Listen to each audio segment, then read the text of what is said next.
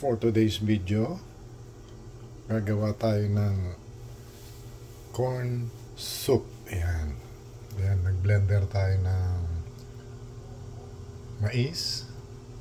Meron tayong chicken, itlog, carrots, bawang, at cornstarch. So, umpisahan na natin. Nagpainit na ako ng tubig dito. Ayan. Tapos, lagay na natin yung chicken.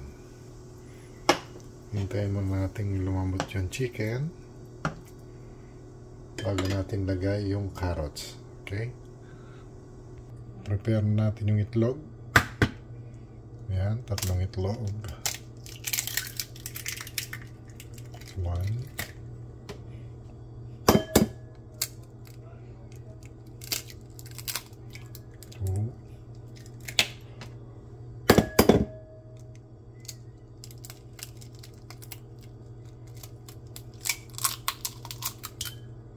3.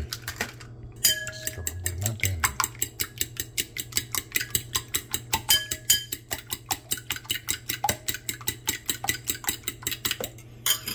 Susunod na lalagay natin itong carrots, tapos bawang.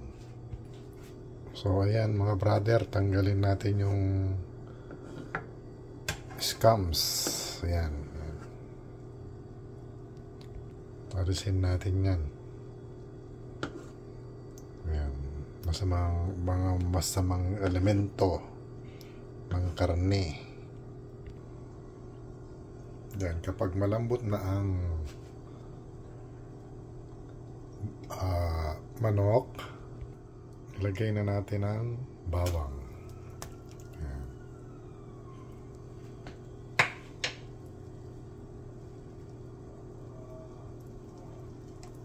Tapos isunod natin ang mais.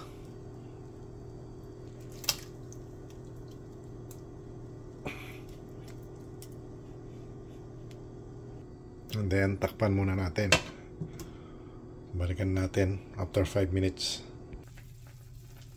Yan, luto na yung mais. Lagay na natin yung carrots. Yan. Dagdag lasa yan. At kulay. Yan. Palambutin na naman natin ulit. So, malambot na yung natin, yung carrots. So, lagay na natin yung itlog. Konti-konti muna. Bawa konting ganon. Tapos, halo. Ayan. Ganda, oh.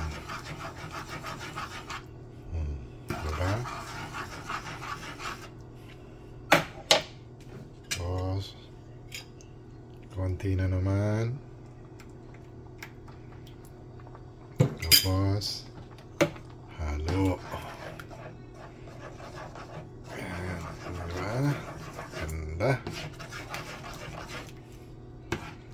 Tingin ko kahit di ko nalagyan ng cornstarch, okay na eh.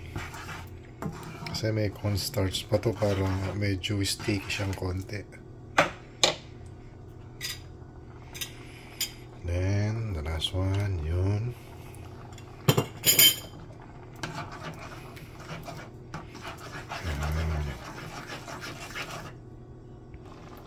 Timpla na natin ang asin.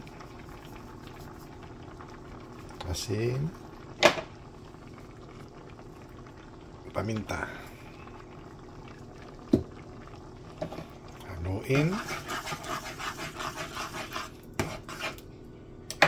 At ilagay ang parsley.